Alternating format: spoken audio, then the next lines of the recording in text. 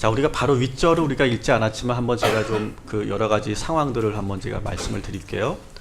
다메섹에서 여러분이 아시는 것처럼 회심의 사건이 일어났죠. 아나니아가 안수를 해줬고요. 다시 기력을 얻어서 다시 곧바로 즉시로 그 다메섹 성으로 나아가서 뭐라고 전합니까? 9장 20절에 보면 놀라운 얘기를 합니다. 예수가 하나님의 아들이다. 이게 왜 놀랍습니까? 그 직전까지는 사울은요, 예수 믿는 자들을 잡아가두는 역할을 했던 사람이에요. 예수, 하나님의 아들, 말도 안 되는 일이었어요. 그런데 다메섹 도상에서 그 빛과 예수님의 음성을 듣고 나서 완전히 뒤바뀐 거예요. 그래서 전하는 거예요. 예수가 하나님의 아들이다.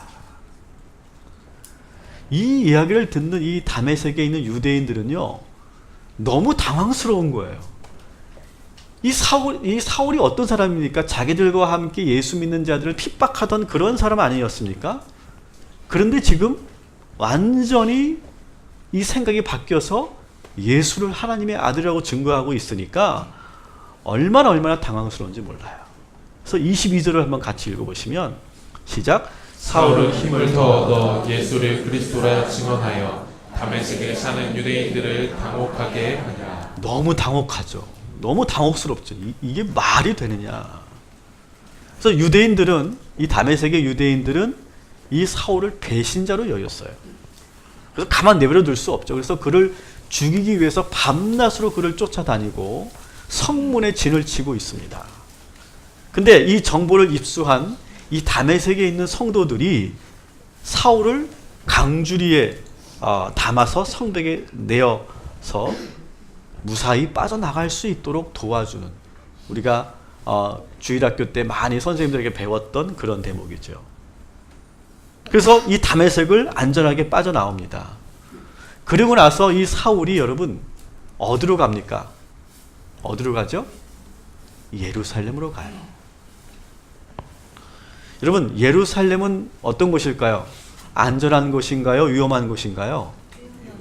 위험한 곳입니다. 예루살렘이 왜 위험합니까? 예수를 십자가에 달려 죽게 한, 그리고 스데반을 돌로 쳐 죽였던 사내들인 공회, 무시무시한 사내들인 공회가 딱 있는 곳이죠. 그리고 그 어떤 그 지역에 있는 유대인들보다도 가장 보수적이고 근본주의라고 말해야 될까요? 더 근본주의적인, 아주 꼴통 보수적인 그러한 사람들이 모여 있는 곳이 예루살렘이에요. 그런데 지금 이 사울이 그 예루살렘으로 들어간단 말이죠. 우리가 사도행전을 보면서 이 사도들의 그 행보를 여러분 보시면 참 우리들과 너무 다르다라고 하는 걸 느끼게 돼요. 우리들은 사실은 어떤 곳을 좋아합니까? 안전한 길, 쉬운 길, 편한 길. 우리는 자꾸 그런 방향으로 가려고 해요.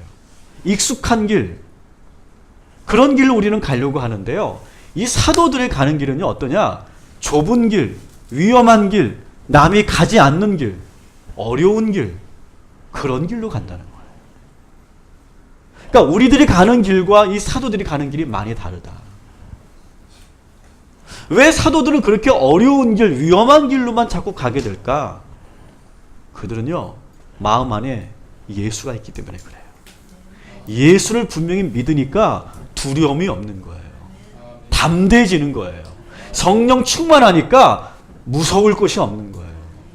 여러분, 우리가 한 주간 세상을 살면서 안전한 길, 쉬운 길, 편한 길, 익숙한 길로만 가는 믿음 없는 사람들이 아니라 도전하고 새로운 길을 개척하고 위험하지만 그것을 이겨내고 감당해낼 수 있는 그런 믿음과 성령 충만함으로 사도들처럼 살아가시기를, 그런 길을 선택하시기를 주님의 이름으로 축원합니다.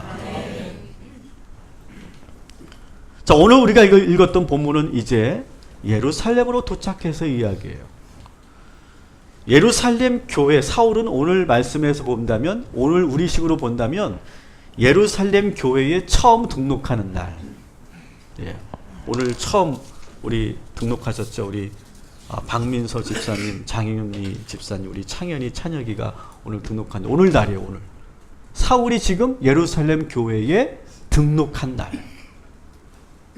지금 사울은 지금 새 가족이에요. 새 가족, 예루살렘 교회. 여러분 한번 오늘 이 말씀을 함께 들으면서 우리가 처음 신앙생활 했을 때, 여러분들이 처음 교회를 갔을 때, 또 우리 동탄 꿈의 교회 여러분 처음 왔을 때를 한번 잘 떠올려 보세요. 우리가 자꾸 잊어버리거든요. 내가 처음에 교회 왔을 때 어땠는지를 우리 자꾸 잊어버릴 때가 많아요. 근데 사울은요, 자신이 예루살렘 교회에 처음 갔을 때를 아주 생생하게 기억하고 있어요. 그래서 이 본문이 쓰여진 거예요. 교회에 처음 갔을 때 성도들이 자기를 어떻게 대했는지, 어떤 표정과 어떤 태도로 자신을 대했는지를 자세하게 소개하고 있어요.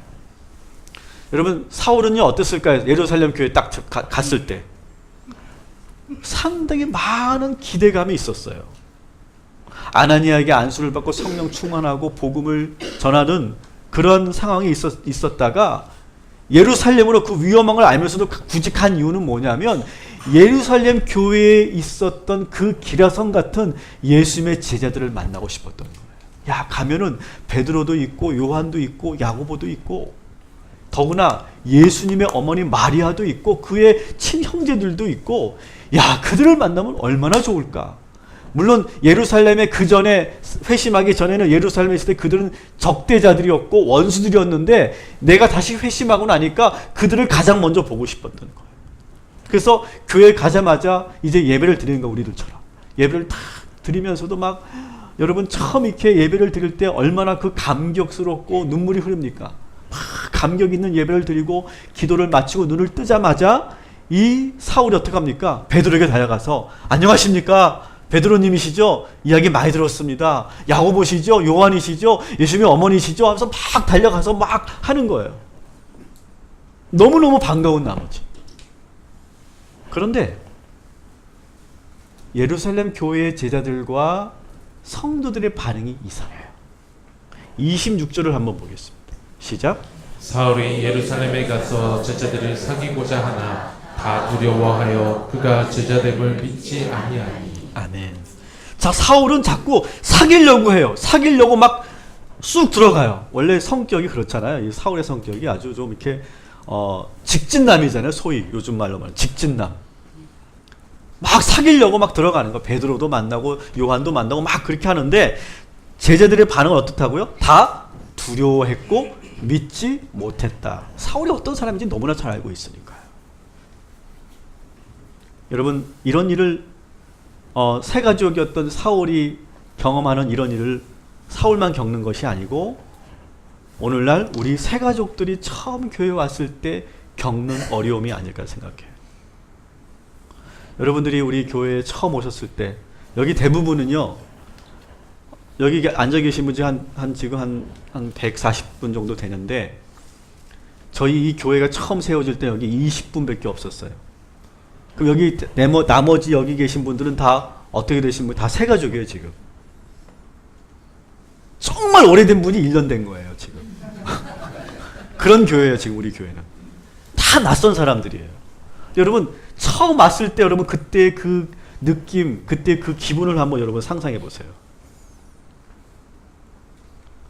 예배도 좋고 설교도 좋고 다 좋은데 가장 힘들었던 순간이 언제입니까? 예배 드리기 10분 전, 예배 드리고 나서가 참 힘들어요. 10분 전에 예배 드리러 와서 아는 사람이 아무도 없으니까, 낯선 이방인 같은 느낌이 드니까 어떻게 합니까? 다른 데 둘러볼 겨를도 없이 그냥 본당에 앉는 거예요. 10분 전에 와서. 그래서 죄 없는 주보만 계속 보는 거죠. 주보를 읽고 또 읽고 한 3번을 읽죠. 3번을. 그리고 이런 자료를 주면 이걸 다 읽습니다. 기존 교인들이 보지도 않아요. 이거 거들떠 보지도 않아요. 주보에 뭐가 있는지도 몰라요. 근데 읽고 또 읽고 하는 거. 왜?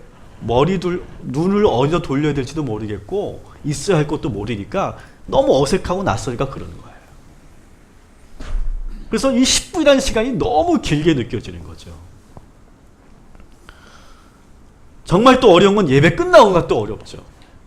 예배 다 끝나면 바로 전도사님이 달려갑니다. 어머, 오늘 처음 오셨어요.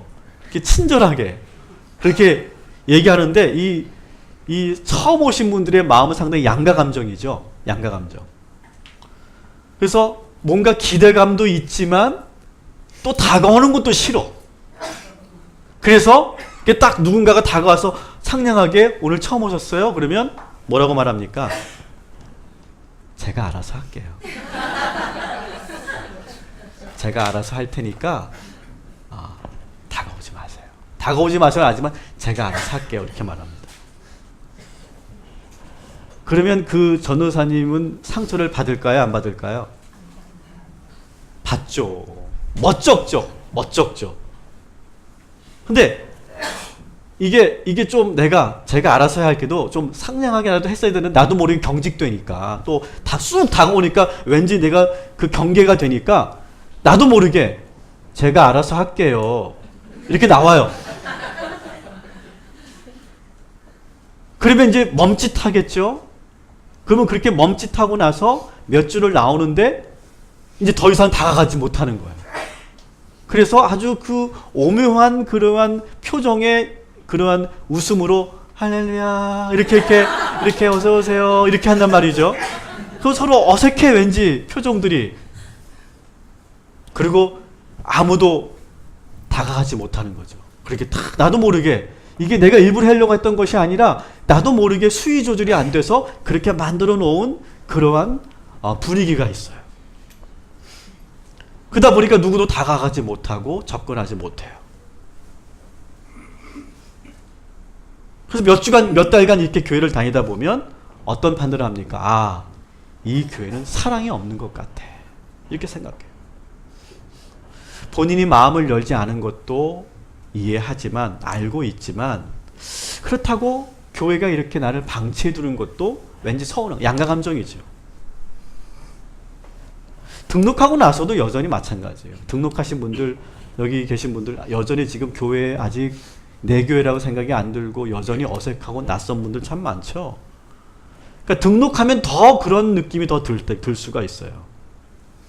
그래서 등록하고 나서 좀 내가 이번 교회에서만큼은 내가 더 이상 방황하지 말고 열심히 신앙생활 해야 되겠다. 그래서 내가 이렇게 뭐 교회에서 하라는 거 다 하려고 내가 노력도 하고 1:1 양육도 받아보고 내가 봉사도 해봐야 되겠다 하고 내가 좀 이제는 이전처럼 하지 말고 새롭게 해야 되겠다라고 생각하고 왔는데 이상하게 나에 대해서 사람들이 관심을 안 가져주는 것 같은 느낌이 들어요.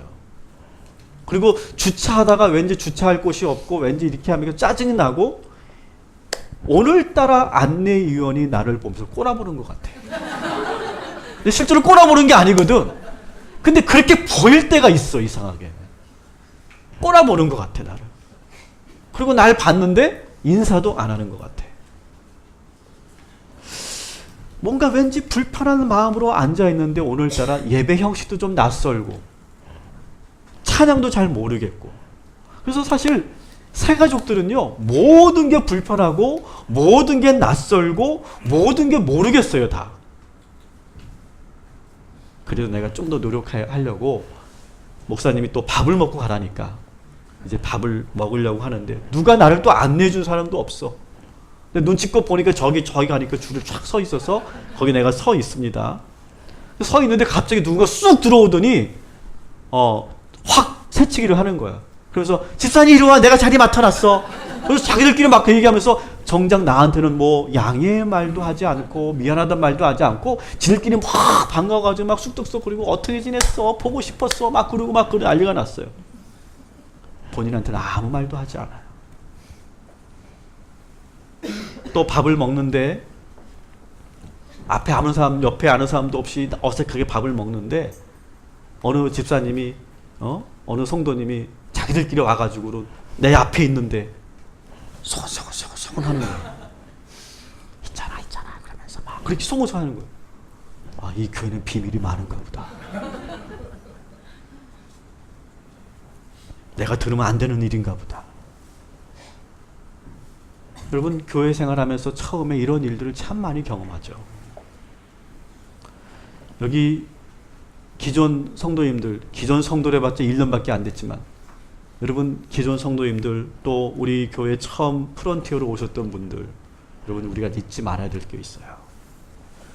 우리 새로운 성도님들은요, 모든 게 다 어색하고 모든 게 다 불편합니다. 우리는 그걸 알아야 돼요. 사실 한 교회에 등록해서 뿌리를 내린다, 정착한다, 이건 정말 그 새 가족들에게는 많은 에너지가 들어가는 거고 많은 노력이 필요한 거예요.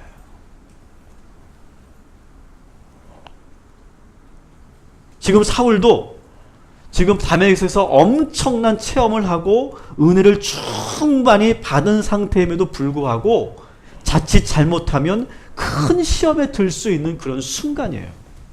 성도들은 지금 사울을 피하고 있어요. 자기를 보면서 곳곳에서 수근수근 거리고 있어요.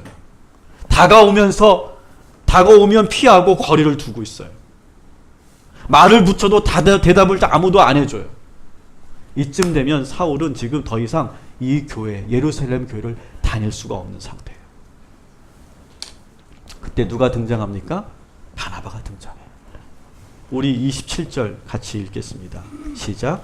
바나바가 데리고 사도들에게 가서 그가 길에서 어떻게 주를 보았는지와 주께서 그에게 말씀하신 일과 다메섹에서 그가 어떻게 예수의 이름으로 담대히 말하였는지를 전하니라. 아멘.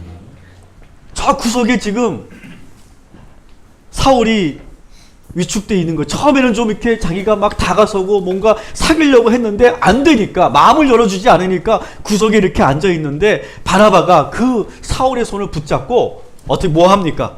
제자들에게 직접 데리고 가는 거예요. 이 사람이 사울입니다. 이 사람이 다메섹에서 엄청난 체험을 했습니다. 아나니아가 직접 안수해 주었고 그가 다메섹에서 정말로 열심히 복음을 전하다가 지금 우리 교회에 왔습니다. 그래서 막 직접 손을 잡고 제자들에게 알려주는 거예요. 소개해 주는 거예요. 사울이 처음에 사귀려고 막 혼자 노력할 때는 아무도 알아주지 않았지만 이제 교회에서 가장 존경받는 바나바가 소개해 주니까 그때 비로소 이제 그러세요 하면서 이 사울에 대해서 듣기 시작하고 인사하기 시작했어요. 여러분들도 익히 들어서 잘 아시겠지만 바로 이것이 뭡니까? 바나바 사역이라는 거예요. 이 바나바 사역이라는 것은 뭐냐? 세가족으로 등록한 성도들을, 그리고 방문한 성도들을 훈련된, 준비된 성도들이, 따라합시다, 환대하는 거, 환대하고 돌봐주어서 교회에 잘 정착할 수 있도록 돕는 것이 이 바나바 사역이에요. 오늘 이 바나바 사역의 성서적 근거가 되는 것이 오늘 이 구절인 거예요. 여러분 상상해 보세요. 지금 그 예루살렘 교회에 바나바가 없었다면 사울은 어떻게 됐을까요, 여러분? 사울은 어떻게 됐을까요? 아무도 돌봐주지 않았다면 이 사울은 어떻게 됐을까요? 교회를 떠났을 거예요. 아니면 자기 혼자 독자적으로 신앙생활을 했을지 몰라요. 누구도 지도해주지 않으니까 이 사울이 잘못하면 이단에 빠졌을 수도 있어요, 여러분. 여러분 사울과 같이 그렇게 똑똑한 양반이 이단에 빠졌다고 생각해 보세요. 얼마나 교회에 해를 끼쳤겠어요. 어쩌면 더 끔찍한 것은 그렇게 어렵게 예수 믿었는데 아무도 그를 환영해주지 않고 환대해주지 않아서 어쩌면 그가 다시 유대교로 다시 돌아갔을지도 몰라요. 여러분 유대교로 돌아갔다면 사울은 어땠을까요? 더 극렬하게 그리스도를 박해하지 않았겠어요? 여러분 소위 요즘에도 안티 기독교인들 있죠? 안티 기독교인들. 여러분 안티 기독교 사이트 들어가 보셨어요? 홈페이지? 들어가 보신 분 계세요? 거기 들어가서 글 한 것만 읽어보세요. 가슴이 벌렁벌렁합니다. 아니 어떻게 이렇게 교회를 싫어하고 어떻게 이렇게 그리스도인들을 싫어할까? 근데 여러분 아시죠? 안티 그리스도인들은요 교회를 다니던 사람들이에요. 대부분. 교회를 너무 많이 알고 있는 사람들이에요. 그런데 그들이 돌봄을 받지 못하고 그들이 교회에서 상처받고 그들에 대해서 아무도 관심 가져주지 않으니까 그들이 나가서 안티 기독교인이 되어서 우리 기독교를 뭐라고 합니까? 개독이라고 말해요. 개독. 이 사울도 그렇게 될 뻔했어요. 우리가 사울이 위대하다, 사도 바울이 정말 위대한 사람이다 이렇게 말하지만 제가 보기에 더 위대한 사람은 누구냐? 바로 이 바나바예요. 바나바가 없었으면 사도 바울이 없었어요. 사랑하는 성도 여러분, 저는 우리 교회가 이 바나바와 같이 따라합시다. 낯선 사람을 환대하자. 여러분, 이 문화가, 이 전통이 우리 교회에서 사라지지 않고 계속해서 흐르기를 주님의 이름으로 축원합니다. 친한 사람하고 환대하는 게 아니라 어떻게 하라고요? 낯선 사람하고 환대하는 거예요. 낯선 사람하고 친절하게 낯선 사람을 잘 섬겨주는 일, 그것이 교회가 해야 할 일인 줄 믿습니다. 오늘 이 예배를 마치면 바나바 사역 세미나를 한다고 제가 광고 드렸죠. 제가 일부러 맞춘 건 아니에요. 일부러 막 요때 해야지, 요때 세미나 해야지 그렇게 제가 맞춘 게 아니에요. 우연히 오늘 딱 맞았어요. 저희 교회는요, 두 종류의 바나바를 두려고 해요. 하나는 방문 바나바, 하나는 등록 바나바. 이 방문 바나바는 그야말로 저희 교회에 아직 등록할 마음은 없고 한번 지금 많은 교회들을 놓고 기도하는 가운데 오신 분들을 대상으로 해서 저희들이 그분들도 우리가 잘 섬겨야 되겠다. 그래서 오늘 방문 바나바 훈련도 하고 등록 바나바 훈련도 합니다. 아까 말씀드린 것처럼 등록하고 나면 왠지 더 복잡하고요. 내가 괜히 등록했나? 그런 후회도 들고요. 아주 그 마음에 컴플렉스 하거든요. 그런 분들을 우리가 잘 섬기는 일, 그런 것들을 하기 위해서 방문 바나바와 등록 바나바를 이렇게 세우려고 합니다. 오늘 저희 교회에 처음으로 등록하신 분들, 또 방문하신 분들 여기 계시죠. 여러분들도 좀 이렇게 마음을 좀 내려놓으셨으면 좋겠어요. 여러분들의 마음이 어색하고 불편하고 어려운 거 제가 잘 압니다. 충분히 이해합니다. 하지만 오늘 하나님께서 왜 하필 그 수많은 교회 가운데 우리 교회를 등록하게 하셨을까? 내가 선택한 것일까? 하나님이 나를 인도하신 것일까? 여러분, 우리 그리스도인들의 모든 결정은 내가 하는 것이 아니라 하나님께서 인도하신 것임을 믿으시기 바랍니다.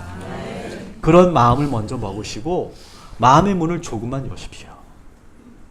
그리고 저희 바나바들이 들어갈 수 있는 마음의 여유를 주시면 저희들이 정성껏 섬기고 환대하고 속히 우리 교회에 정착할 수 있도록 도와드리겠습니다. 한번 마음을 열어주세요. 그리고 우리 기존의 우리 성도님들, 1년밖에 안 된 아주 오래된 기존 성도님들, 제가 계속 부탁드립니다. 아는 사람들하고만 우리가 지내지 맙시다. 알아봤자 1년밖에 안 됐는데 뭘 그렇게 친해지고 뭘 그렇게 친밀합니까? 우리 모두는 다 아직은 낯선 사람들이에요. 그런데 누구하고나 우리가 편안하게 친절하게 무례하지 않게 그렇게 우리가 대하고 서로를 존중하는 우리 동탄 꿈의 교회가 되기를 주님의 이름으로 축원합니다. 자, 이 바나바의 도움으로 사울이 이제 교회에 잘 적응하게 되면서 생긴 변화가 있어요. 사울과 제자들이 가까워졌어요. 28절 읽겠습니다. 시작. 사울이 제자들과 함께 있어 예루살렘에 출입하며. 누가 함께 있다고요? 사울과 제자들이. 바나바가 막 이렇게 소개시켜줬더니 드디어 제자들도 마음을 연 거예요. 그래서 제자들과 함께 해요.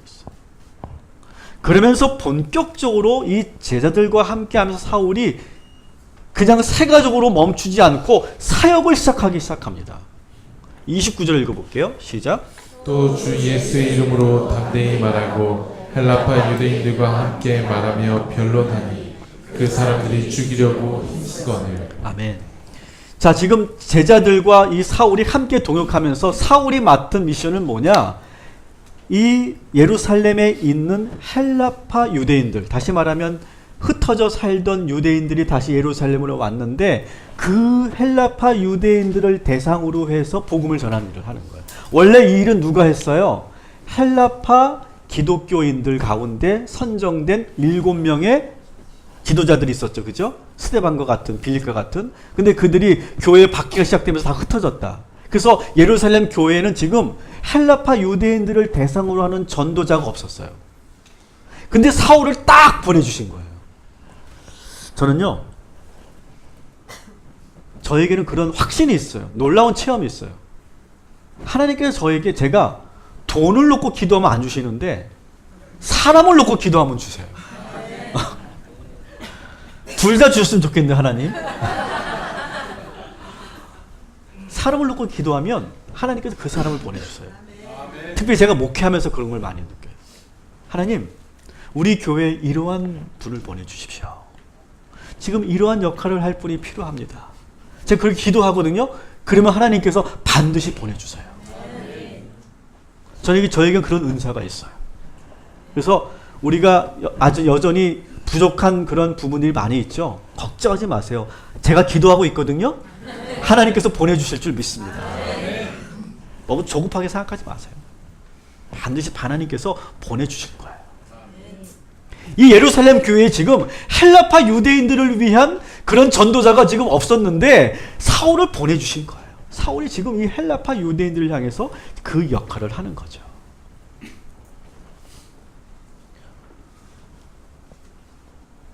보세요. 사울이 세 가족을 넘어서서 어떤 사람이 됐어요? 사역자가 됐어요. 오히려 예루살렘 교회에 없어서는 안 되는 아주 너무 중요한 사역자가 됐어요.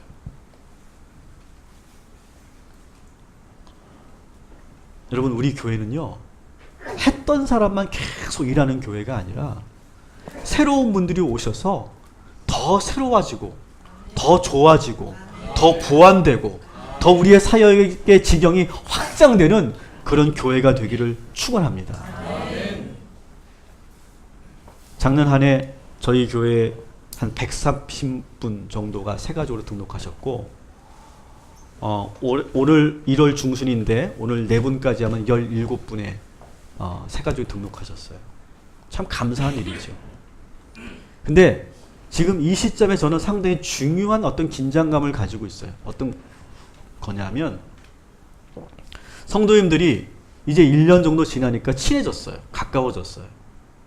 그러면서 어떤 현상이 일어나냐 하면 이제는 새로운 사람들에 대한 왠지 모르는 낯설음이 있으니까 자꾸 아는 사람들하고만 우리가 붙어서 밥도 먹고 차로 마시고 교제하려고 하고, 이제 새로운 사람이 와도 잘 반응하지 못하는 그런 우리들의 모습을 봐요. 저는 그것이 하나님이 원하시는 것이 아니라고 저는 믿습니다. 우리 교회는요, 예루살렘 교회처럼 낯선 사람을 환대하고 따뜻하게 열려있는 교회가 되어야 할 줄 믿습니다. 그래서 사도 바울은요, 어쩌면 이 로마서 12장 13절 말씀은요, 어쩌면 사울이 예루살렘 교회에서 경험했던 그때 그 불편했던 경험을 가지고 지금 우리들에게 전하는 말씀처럼 보여요. 같이 읽어볼게요. 손님 대접하기를 힘쓰십시오. 이 손님은 영어 성경으로 보면 stranger예요. 낯선 사람이에요. 낯선 사람. 교회로 본다면 새가족이겠고요. 밖에서 본다면 내가 전혀 알지 못하는 그런 낯선 사람. 어떻게 할까요? 그런 낯선 사람들에게 대접하는 것을 힘써라. 다시 말하면 환대해라 라고 하는 거예요.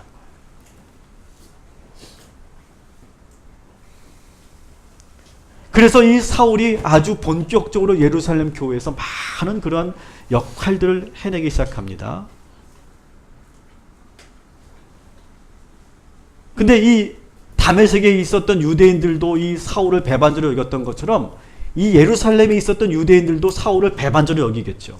그래서 그를 지금 죽이려고, 그를 지금 잡으려고 혈안이 돼 있어요. 그런데 그때 참 놀라운 것은 이 사실을 알고 이 예루살렘 교회의 형제들이 이 사울을 아주 보호해 줍니다. 아주 안전하게 보호해 주고 그가 또 다시 새로운 안전한 곳으로 갈 수 있도록 이렇게 가이드를 해주고 그리고 보호를 해주는 장면이 나옵니다. 30절 읽어볼게요. 형제들이 알고 가이사랴로 데리고 내려가서 다소로 보내니라. 아멘. 먼저 일단은 예루살렘에서 빨리 피신시키는 거야. 가이사랴로 피신 다음에 한 다음에 사울의 고향인 다소로 다시 피신을 보내고 있어요. 이 모든 것을 예루살렘 교회의 형제들이 성도들이 이 사울을 그렇게 보호해 주고 여기에 바나바 시스템의 세 번째 원리가 있어요. 언제 첫 번째, 두 번째 얘기했어요? 지금 얘기하려고 그러는 거예요. 첫 번째 뭐냐? 첫 번째는 새 가족이 들어오면, 낯선 사람이 들어오면 그 사람 마음의 중심으로 들어가야 돼요. 여러분, 그 사람 마음의 중심으로 들어가려면 어떻게 될까요?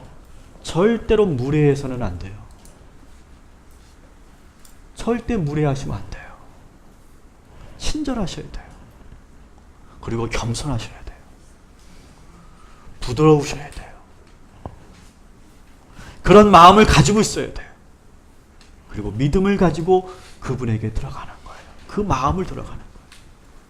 오늘 방문하신 분들, 새롭게 등록하신 분들도 제가 아까 말씀드린 것처럼 여러분 조금만 마음을 열어주세요.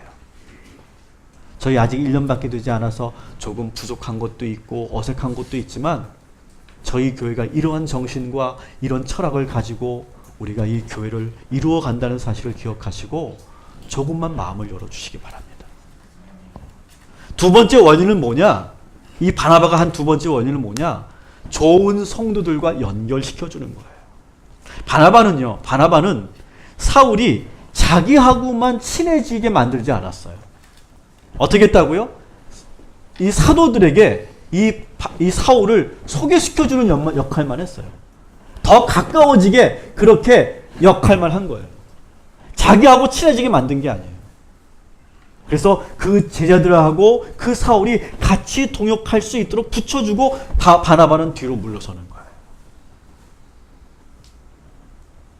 그래서 신앙 안에서 교제하고 좋은 만남을 가질 수 있도록 이 바나바는 뭘 하는 사람이냐? 그런 통로가 되어주는 역할, 다리가 되어주는 역할, 그 끈을 연결해주는 역할을 하는 것이 바나바인 줄 믿습니다. 세 번째 원리가 바로 지금 우리가 좀 전에 본 것처럼 그렇게 사울이 열심히 예루살렘 교회에서 사역을 하고 있는데 위기가 찾아왔잖아요. 지금 유대인들이 잡아 죽이려고 하고 그런 것처럼 우리가 교회에서 열심히 봉사하다 보면 우리 교회에서 열심히 이제 새가족의 티를 벗어나고 그것을 벗고 이제 내가 사역자가 되어서 열심히 하다 보면 상처를 받고 신앙의 위기가 찾아올 수 있어요. 그때 우리들이 또 해야 될 것이 뭐냐면 그분들을 잘 보호하고 지켜주는 일이 또 우리 교회가 해야 할 일입니다. 그래서 제자들과 성도들은 진심으로 바울을 보호해주죠. 아끼죠. 사랑하죠. 안전한 곳으로 숨겨주죠. 안전한 곳으로 데려가주죠. 안타까운 것은 사실은 이해하고 들어주십시오. 저희 교회에 방문하셨거나 새롭게 등록하신 분들 혹시 그런 분들 계시죠?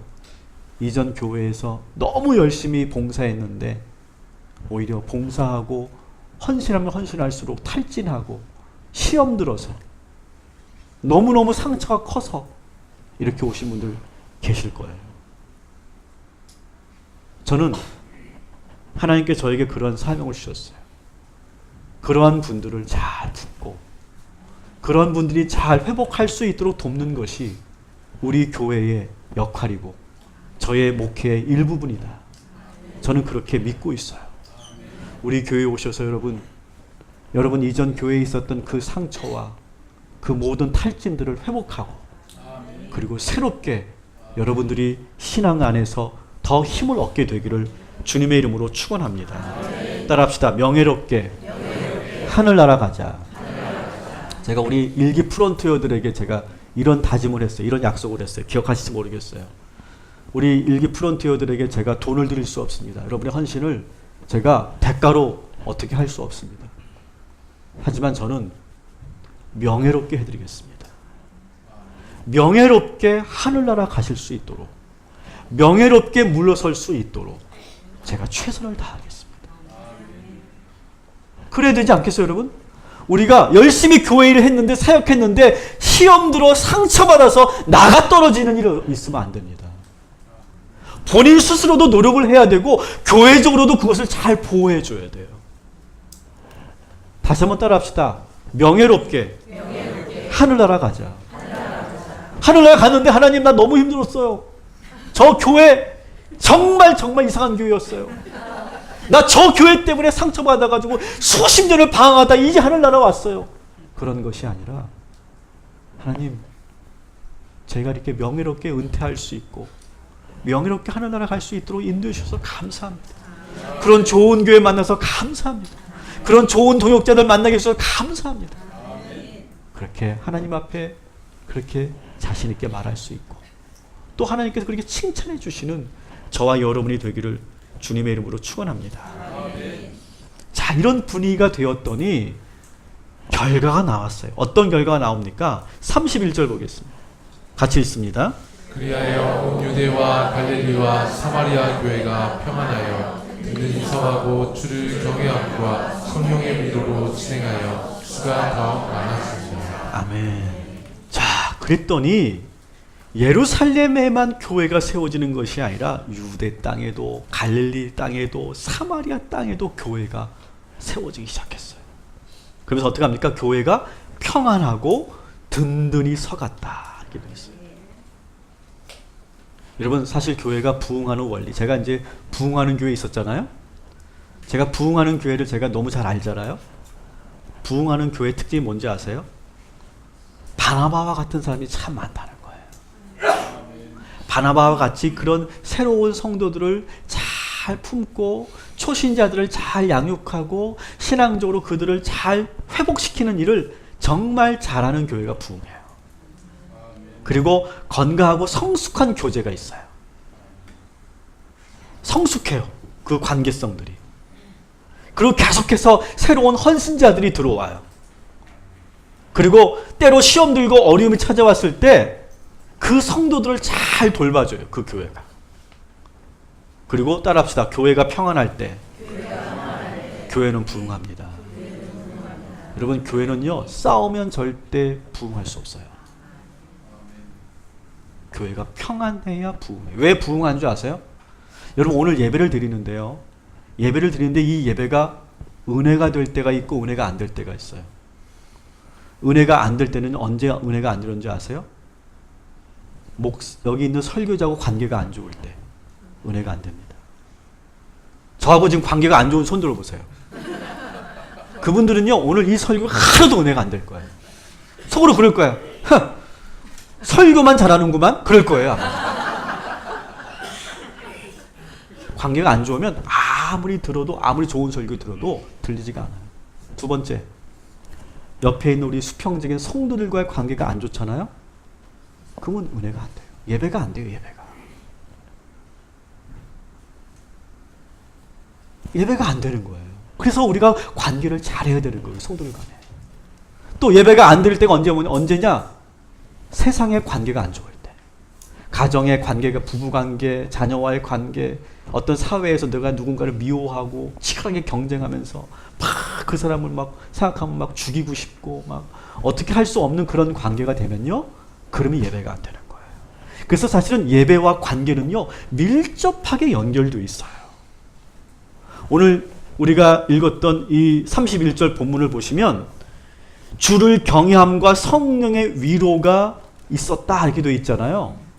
근데 이것은 언제 공급되는 거예요? 예배할 때 공급되는 거거든요. 주의 경외함과 성령의 위로는 예배할 때 공급되는 건데 관계가 안 좋으면 이 체험을 하지 못하는 거예요.